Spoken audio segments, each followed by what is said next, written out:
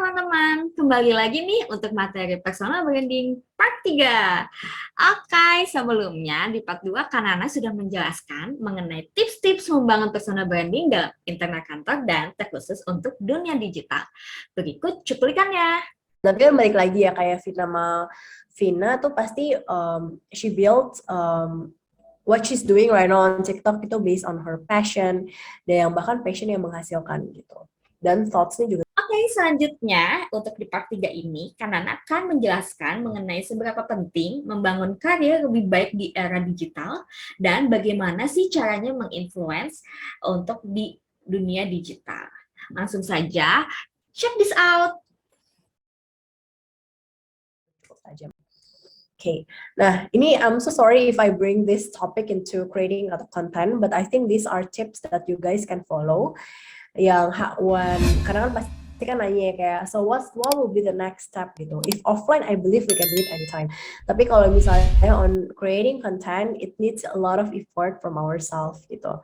Dan how to start, like we can define our goal gitu. Kenapa sih kita mau bikin konten di LinkedIn? As simple as that gitu. Pasti kan kita punya goal ya, to be recognized by headhunter ataupun buat dapat promotions at work. Terus kalau misalnya ada juga yang emang passionate di TikTok, ya memang goalnya itulah untuk misalnya dapetin endorsement ataupun another bucket money yang ya through TikTok ataupun Instagram ataupun YouTube. Dan juga start creating kontennya bisa step kedua adalah kita bisa list down. Sebenarnya topik apa sih yang based on our expertise itu yang memang authentic gitu dan memang bisa kita bikin menjadi konten yang berkelanjutan, nggak habis gitu topiknya. Dan juga yang ketiga adalah choose the channel. Seperti bisa dari LinkedIn, TikTok, YouTube, dan juga commit. Like we really need to commit on creating content at least misalnya one time per week ataupun nanti eventually we can increase it like jadi by 2, by 3 dan sebagainya. Dan juga di sini sebenarnya ada 3C ya dalam creating content, yaitu clarity, consistency, dan juga confidence. Clarity itu contoh itu memang ya you need to be clear ya. Maksudnya kayak don't mix up things like in our platform mau share apa. Kayak tadi aku sebut kayak when I build my personal life branding, it's on Instagram. But if all about work, I build in LinkedIn. And I don't put where did I go for vacation di LinkedIn gitu. So don't mix up things. Disitulah clarity-nya dan juga konsistensi yang tadinya misalnya kayak once per week nge-post jadi lebih sering lagi jadi 2 kali per minggu, 3 kali per minggu, dan juga itu confidence. Gimana ya udah pede aja gitu, yang penting kita udah mencoba, kita evaluasi gimana hasilnya. Kalau misalnya memang masih kurang menarik ya we always do improvement from time to time. Okay, so this is the last slide. I'm pretty sure that all of us can do this. Dan sebenarnya nggak ada kata terlambat banget untuk building even our branding di LinkedIn ya. If we don't have chances to meet our colleagues di offline, kita bisa banget go online. If we have opportunity going back to the office, then I hope we can do the tips on tadi yang kayak on how we build the networking at work, how we behave, that really affects our personal branding. Itu aku balikin ke Pak Ubi ya. Oke, terima kasih Kanana atas pemaparan materinya. Sangat menarik, Kak. Kita sekarang masuk ke dalam sesi Q&A ya, Kak, untuk tanya jawab. Di kolom chat udah ada Mas Sugeng Winarto. Mungkin Mas Sugeng kita persilahkan ya, nanya langsung ke Mbak Nana ya. Mas Sugeng bisa unmute, Mas. Malam. Halo. Manggilnya sih Mas. Manggilnya Mbak. Iya, malam. Malam. Iya, saya mau nanya beda personal branding dengan pencitraan apa ya? Terus yang kedua, apakah kita harus meng-create persona kita itu sesuai dengan tempat, artinya misalnya persona kita di kantor ya, seperti yang tadi diceritakan harus tone-nya seperti ini. Enggak, maksud saya apa itu enggak menjadi diri kita sendiri atau malah enggak capek ya gitu. it seems so exhausted gitu ya. What do you think? Oke, ya. Oke, thank you banget for the question. Jadi pertama aku jawab dulu ya, bedanya pencitraan sama personal branding. Nah, sebenarnya it's very theoretical ya. Aku nggak pernah menyalahkan kayak perbedaan image, branding, citra gitu. Itu menurut aku hanya sebutan. Karena tentunya dalam practically, yang menurut aku dari personal branding itu adalah apa behavior kita, penampilan kita yang kita bangun secara terus-menerus, itu yang membentuk personal branding gitu. Itu yang membentuk sebuah brand. Dan ketika kita menyebutkan ke dalam sebuah personal as a person, then it's personal branding gitu. Cuman kalau misal perbedaan kayak dengan citra dan sebagainya, aku nggak akan mendalam ke sana because it's very theoretical, dan tentunya di sini kita mau semua praktikal ya gitu. Dan untuk tadi question yang kedua, apakah perlu membangun perbedaan gimana kita behave, gimana kita berbicara di kantor dan juga secara kehidupan pribadi gitu. Sebenarnya it's always a choice ya. Tapi kalau dari aku pribadi, mungkin aku kasih contoh kali ya. Aku pernah ngobrol sama seseorang yang memang pembawaannya tuh kekanak-kanakan. Dan jujur aku dulu pembawaannya kekanak-kanakan juga gitu. Nah, jadi sorry aku rada pilek. Nah, jadi misalnya pembawaannya dia di kantor karena udah terbiasa nih sama kehidupan sehari-hari, jadi yang kayak suka ya gitu. Jadi nadanya tuh yang kayak yang terbawanya tuh kanak-kanakan, childish, tapi sebenarnya itu karena pembawaan dia sehari-hari gitu. Nah, pastinya ketika kita berada di kantor, it's very judgmental ya. Kita dikelilingi orang yang nggak kenal kita. Nah, nggak kenal tuh dalam arti tuh ya our colleagues are not our friends. Itu yang sebenarnya basic ini ya. It's a very basic gitu. Our colleagues are not our friends. Mereka bisa ngejudge kita kapanpun dan bahkan bisa meng-kick kita kapanpun gitu. That's our colleagues. Nah, jadi makanya aku nggak suggest ya kalau misalnya memang kita punya pembawaan yang memang kurang baik untuk karir kita dan kita nggak sadar gitu contohnya. Jadi menurut aku nggak perlu dibawa hal tersebut ke kantor gitu. Jadi emang perlu yang ada sekatnya untuk gimana buat bikin orang itu respect sama kita gitu. That's sebenarnya our goal pertama di kantor. Cuman aku juga punya prinsip lain gitu. Mungkin ketika kita udah dapat kepercayaan di kantor nih, misalnya 6 bulan pertama kita agak jaim. Kalau menurut aku jaim itu sangat perlu ya. Karena we don't know ada serigala apa di kantor gitu. So we really need to anticipate ourselves by giving the best in the first. Ketika udah misalnya 6 bulan pertama, kita udah bangun image yang baik, dan kita udah dapat kepercayaan setiap orang, kita udah bangun branding kita selama 6 bulan tersebut, dan sisanya kita mau agak nyeleneh, for me it's fine gitu. Karena at least selama 6 bulan itu orang-orang udah kenal kita gitu, dan udah punya respect sama kita gitu. Jadi untuk setelahnya, misalnya kita agak nyeleneh sedikit, I think it's okay gitu. Dan I believe kok kalau misalnya kita udah kenal dan teman-teman dan our colleagues gitu di kantor akan memaklumi gitu. Tapi kayaknya nggak akan memaklumi deh kalau dalam sebulan 2 bulan pertama kita tampilnya kurang kredibel gitu, because that's the first impression. Seperti itu jawaban dari aku. Oke, terima kasih Kak Nana. Ya, Thank you, bagaimana? Nana. Iya, sama-sama Mas. Iya, cukup membantu. Oke, terima kasih Pak Sugeng atas pertanyaannya. Sama-sama. Oke, selanjutnya ada pertanyaan di kolom chat dengan Mbak Dewi. Mbak Dewi, mohon di-unmute Mbak, langsung komunikasi langsung dengan Mbak Nana. Halo Mbak Dewi. Halo Mbak Dewi. Halo Mbak, terdengar ya?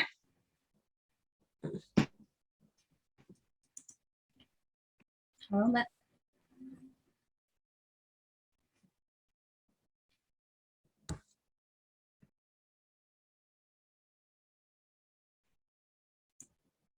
Iya Mbak Dewi, bisa dilanjutkan? Kayaknya ada kendala ya Mbak Dewi. Lewat chat juga nggak apa-apa kok. Oh, ya udah. Kayak aku bacain aja kalian Mbak Dewi, Mbak Nana. Jadi pertanyaan dari Mbak Dewi, bagaimana caranya tetap menjadi branding profesional yang disesuaikan dengan kebutuhan di pekerjaan, namun tetap menjadi image yang sesuai dengan diri sendiri sehingga membuat diri comfortable. Monggo Mbak Nana untuk dijawab. Oke. Nah, oke. Tadi takut ya kalau misalnya kita syarat terus-menerus faking ourselves gitu, jadinya nggak nyaman di lingkungan kerja. Nah, kalau menurut aku balik lagi sih, kayak balik aja kayak kalau misalnya kita dalam bangun relationship pasti ada tahap PDKT-nya kan. Nah, jadi menurut aku butuh ada fase yang memang dimana kita pembawaannya serius dulu gitu waktu kita pertama kali kenal. Terus habis dari situ baru nanti ke depannya selanjutnya ya be yourself aja, menurut aku nggak apa-apa gitu. Cuman balik lagi, based on gimana sih kebutuhan kita dalam pekerjaan ya, kan kadang kan profesi itu banyak ya, ada yang memang dituntut untuk terus-menerus serius misalnya, ada yang memang dituntut untuk setengah-setengah dulu gitu. So, itu always depends on pekerjaan kita apa. Cuman menurut aku caranya menjadi nyaman ya, itu sebenarnya depends banget sih, kayak mungkin ada beberapa profesi yang memang harus tegas karena memang di tuntutannya seperti itu. Cuman untuk membuat diri nyaman, I believe there's always a break time ya, gitu. Jadi kayak ini yang sering kali aku juga apa ya, telling dan aku learning juga dari C-levels gitu. Mereka tentu pembawaannya harusnya serius, tapi ketika ada di smoking room, ketika ada di pantry, jadilah diri kita apa adanya gitu. Itu selalu pembawaan dari CEO-CEO yang aku kenal, karena ketika di pantry ataupun di smoking room, itu mereka menjadi diri mereka sendiri gitu, tanpa harus like okay I'm the CEO but maybe at this time I'm your friend gitu. Jadi ya memposisi mungkin bisa merasa nyaman ya di masa-masa ada break time gitu, ataupun bisa juga kayak misalnya ada outing office, ada dinner, lunch time together di luar kantor gitu. I believe when we step up from the office, dan itu konteksnya lagi informal ya. I think we shouldn't be that formal juga sih ke teman-teman kantor kita gitu. That's the time when we position ourselves as a human being. Nah, mungkin di saat-saat seperti itu bisa ada sekat yang kurang nyaman nih, maksudnya kayak yang agak casually, it's okay, keluarin aja di sesi-sesi non kantor gitu. Makanya penting banget adanya team bonding, dan juga sesi-sesi misalnya makan-makan saat ulang tahun dan ya kayak gitu-gitu sih bisa membuat lebih nyaman. Hopefully helps ya jawaban aku. Oke, terima kasih Mbak Nana. Mbak Dewi sudah clear ya jawabannya Mbak. Oke, di kolom chat udah habis pertanyaannya Mbak. Mungkin teman-teman semua jika ingin bertanya bisa raise hand langsung ya, nanti langsung diinstruksi untuk nanya ke Mbak Nana. Aku ini ke ini aja ya, ke form yang udah diisi waktu pendaftaran ya, aku cari-cari pertanyaan. Ada pertanyaan dari Alivia Tanza. Iya, Alivia Tanza bertanya seperti ini. Bagaimana cara membangun personal branding yang baik jika semisal kita jarang atau bahkan sulit untuk dapat berinteraksi dengan orang lain? Mbak Nana, monggo dijawab. Oke, nah dulu aku sempat 3 tahun lebih tuh working in a tech company di mana isinya adalah developers semua. Sangat sulit banget komunikasi dengan teman-teman di tech team, karena memang mereka most of the time itu ya di depan PC gitu, jadi emang susah banget interaksinya. Cuman sebenarnya salah satu hal yang aku salutin dari beberapa developers dan aku belajar juga dari mereka adalah di saat ada break time, balik lagi ke break time ya, kenapa pentingnya ambil jam makan siang, kenapa pentingnya ketika teman-teman misalnya yang memang merokok ya merokok gitu, dan juga kenapa pentingnya waktu outing bersama tim, merayakan ulang tahun, mengikuti internal events bahkan, itu sebenarnya ketika kita nggak ada waktu tapi always take a break gitu, karena di masa-masa di mana ada break itu, disitulah waktu di mana kita bisa saling mengenal teman-teman kantor kita, di mana kita bisa nanyain kehidupan pribadi mereka gitu, karena kan konteksnya udah nggak begitu kerja lagi ya, gitu. Jadi kayak sebenarnya utilizing all the free times that we have sih gitu. That's why it's important to have working life balance sebenarnya di sana.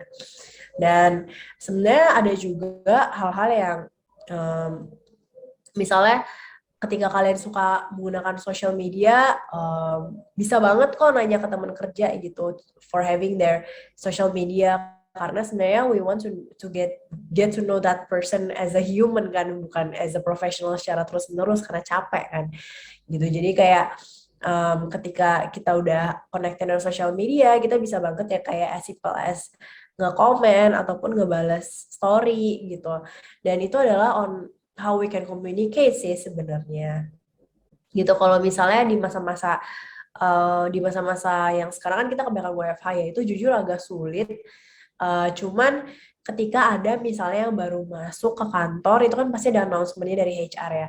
I always try my best untuk reach out mereka gitu, at least just to getting know dulu kerja di mana, sekarang role-nya ngapain, dan juga ya as simple as tahu itu aja sih gitu. Dan mungkin buat teman-teman yang emang bekerja di HR, aku ada banget masukan, yaitu dulu di company aku kita ada kayak welcome on board-nya gitu, kayak welcoming, tapi welcomingnya nggak cuma nyebut oh nih Nana nih dari marketing team, nggak cuma gitu doang, tapi ada juga misalnya perkenalin hobi dia apa, makanan kesukaannya apa, musik favoritnya apa. Nah itu sebenarnya buat orang-orang yang emang nggak punya waktu untuk saling mengenal satu sama lain, tapi ketika kita baca itu tuh kayak oh dia tuh suka musik rock ya gitu kan. Jadi kayak misalnya tiba-tiba ada topik yang topik yang related to that music, ada nih orang tuh bisa aja random kayak lu udah pernah denger belum lagu yang ini, yang kayak as simple as that gitu. Kayak if we went to tapi kan tentunya nggak semua company tuh culture-nya se-casual itu ya, tapi itu sebenarnya one of the way on how we get to know people sih di kantor and bring up conversation. Oke, Mbak Nana, terima kasih. Untuk Mas Alivia Tanza, Mas atau Mbak, adakah yang ingin ditanyakan lagi atau sudah clear? Sudah clear, Mbak. Terima kasih. Oh ya, Mbak. Oke, terima kasih Mbak Alivia Tanza atas pertanyaannya. Oke, lanjut pertanyaan berikutnya.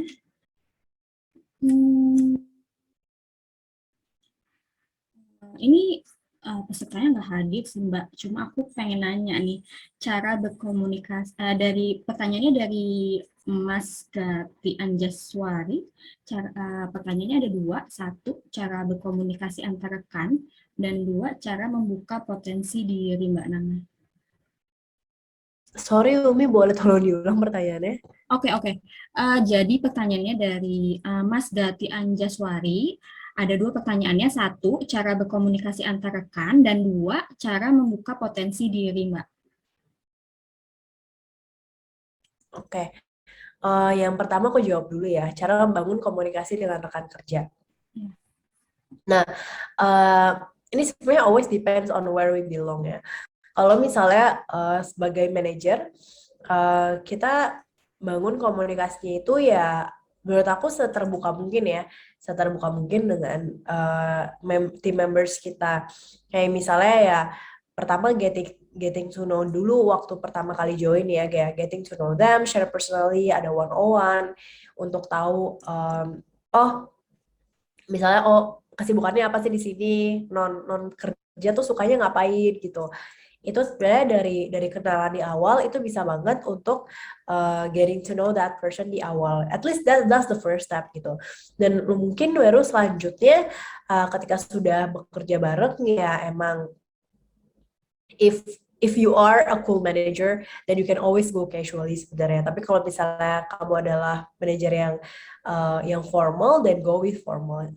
As long as you feel comfortable the way you are, karena sebenarnya di tahap awal tuh udah saling kenal kan. Jadi I believe the communication between the manager dan juga the team member itu akan kayak smooth secara sendirinya gitu. Cuman getting to know di awal itu paling penting sih gitu. Dan Dan juga kalau misalnya kita sebagai team membernya, ya untuk di tahap awal ya we need to ask our manager sih sebenarnya, kayak that's what I always do previously, di mana aku untuk mencoba untuk mengenal manajer aku, dan juga bahkan baru di tahap selanjutnya ya tergantung aku ngeliat dulu nih manajer aku tuh tipe yang mana, tipe yang kayak gila kah, maksudnya gila dalam arti kayak oh cool aja nih orang nih gitu kan, atau misalnya emang tipe yang formal, dan aku selalu adjust sih gitu.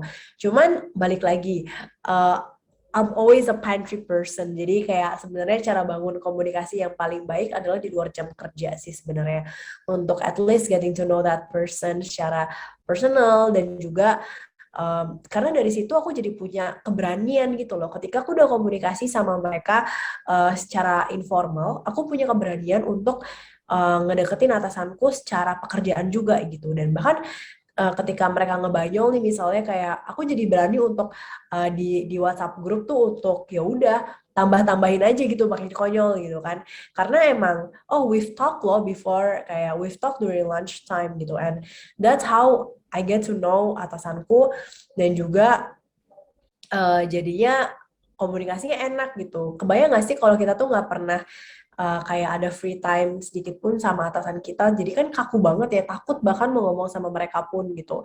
Dan aku nggak tahu ini a normal case atau enggak, tapi aku sering banget punya ketakutan zaman dulu tuh waktu aku jadi fresh grade, aku tuh takut banget ngomong sama atasanku tuh karena itu gitu, karena aku selalu misalnya aku lunch time aku sendiri gitu, misalnya kayak atau enggak sama teman-teman yang sama-sama magang sama aku, padahal kan lunch time adalah tempat dimana harusnya kita dekat gitu sama atasan gitu. Even though mereka mau nggak mau dekat sama kita ya bodo amat. Yang penting kita ada dalam satu meja dan kita getting to know our supervisor lebih dekat. Dan juga sebenarnya salah satu tips komunikasi untuk terus selalu diingat sama atasan kita, because well that's the goal, right? Gitu, kayak untuk terus diingat adalah sebenarnya ya fast response sih gitu, kayak fast response, dan juga kalau misalnya pun ada yang bisa kita bantu, kita menawarkan diri, bukannya caper ya. Aku tuh sering banget denger kayak, Kak itu kan berarti caper ya, ataupun misalnya carmuk banget gitu. Tapi menurut aku, as long as itu nggak dilakukan saat meeting, it's very free gitu. We can always offer hands, butuh bantuan nggak sih gitu ya, reach out them personally, it's fine. Tapi kalau misalnya udah lagi meeting dan caper, itu ngeselin saya emang, apalagi stand up meeting ya, emang tadinya mau 10 menit jadi 15 menit gara-gara kita ngomong terus. Itu sebenarnya beda aja antara kita mau cari muka sama ya kita emang genuinely want to work extra miles. Dan sorry tadi pertanyaan keduanya, Umi. Oke, bentar Kak. Tadi pertanyaan kedua, cara membuka potensi diri. Cara membuka potensi diri sebenarnya tadi sih yang aku udah kasih tips-tips itu, yang getting how we know ourselves, what we're expert in, gimana kita mau influence people. Tapi sebenarnya salah satu hal yang penting banget untuk tahu potensi diri adalah dengan tidak membatasi diri. Itu sebenarnya, karena seringkali kita aku juga sering banget ketemu orang-orang yang kayak ya kan pendidikan gue dulu kayak gini, kayaknya gue nggak ngerti deh what you guys are doing tuh, I don't understand. Tapi sebenarnya when you say you don't understand, you wouldn't understand forever. Tapi ketika kita udah terbuka dengan let me learn, kayak let me absorb, dan juga misalnya let me give a try, itu sebenarnya orang mungkin bukan milenial saya, Gen Z sekarang kan suka banget ngeberontak ya. Mungkin mereka akan selalu bilang kayak, lo sih yes man mulu, jadi banyak kan kerjaan kita gitu. Tapi sebenarnya I don't see yes man itu sebagai hal yang negatif ya. Justru adalah itu gimana kita mau learning something new, mau go extra miles gitu. Kayak kalau misalnya ya mungkin kita bisa mengkritisi juga gitu, tapi at the same time I think that's how we know our potential, dengan giving a try sih. Unless sudah ngerasa dimanfaatin, itu adalah hal yang beda case lagi ya gitu. Tapi as long as diminta bantuannya, ya tidak mengurangi KPI kita misalnya, tidak menambah KPI kita, dan misalnya nggak nambah pekerjaan, nyusahin orang lain, dan juga nggak bikin kita lembur. I think that's the part when we are being dicari potensi lain yang memang cocok sama diri kita dan kita juga mau explore gitu sih. Ya, terima kasih Kak Nana atas jawabannya. Ini di kolom chat udah ada pertanyaan Kak dari Mas Surya Irawan. Mas Surya, bisa unmute Mas, ngomong langsung ya, bertanya langsung ke Mbak Nana gitu. Halo Mas Surya. Lagi di luar kali ya. Oke, ya coba aku bacakan untuk. Oh ya maaf saya nggak bisa, lagi di kantor Mas Surya. Oke, aku bacain ya Mas Surya. Jadi pertanyaannya adalah untuk menjadi personal branding yang powerful, apa yang harus kita lakukan pada diri sendiri dan apakah harus sering ketemu sama orang terus? Mbak Nana mau dijawab? Oke, mungkin untuk menjadi yang powerful, we can do steps yang tadi 8 tips yang aku udah sebutin sebenarnya. Itu step-step dasar yang memang penting banget untuk membangun personal branding. Dan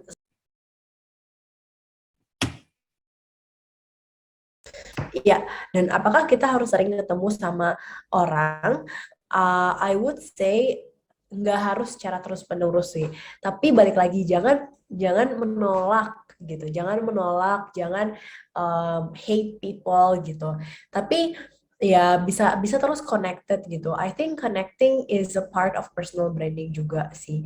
Sebenarnya makanya kayak why we need to meet people, open to attending events, terus juga contribute to the society, community, giving talks yang tadi itu sebenarnya itu perlu dilakuin sih sebenarnya untuk bangun personal branding ya. Dan juga sebenarnya kayak gini sih perumpamaannya ya. I believe personal branding tuh baru popular waktu Becky Tumeu ya. Pokoknya ada beberapa artis yang memang secara intentionally memang ya personal branding is important. Sama aja kayak selebriti membangun personal brandingnya mereka masing-masing. Nah, nah jadi kayak emang dari diri kita ya emang harus ada usaha lah untuk dapat exposure gitu. Unless kita orang yang sangat-sangat berkualitas. But I believe none of us is very qualified until we got on top kan. Dan sebenarnya untuk being on top ya banyak banget usaha yang harus dilakuin. Makanya kayak segala usaha tadi getting exposed by other people itu merupakan salah satu langkah juga untuk kita jadi on top sih. Gitu. Jadi for me the answer is yes, we need to meet people gitu. Tapi kalau emang nggak suka banget, you can always build it digitally. Bisa juga ya step by step, nggak langsung ketemu secara orang terus menerus, tapi misalnya sebulan sekali, 2 bulan sekali. But yeah, the more you meet people, the more you build your branding. Oke, terima kasih Mbak Nana. Oke, sekian dahulu untuk materinya. Terima kasih kepada Kak Nana atas materinya. Menarik banget loh, semoga bermanfaat untuk kita semua. Bagi teman-teman semua yang ingin meningkatkan soft skill, bisa cek langsung nih di dalam web kami, dayamitra.com. Teman-teman juga bisa menyumbangkan ide materinya loh. Jadi, teman-teman dapat tuliskan di kolom komentar webinar Prod selanjutnya, apa sih yang menarik? Oke, sekian dulu dari kami. Sampai jumpa di materi Prod selanjutnya. Bye-bye.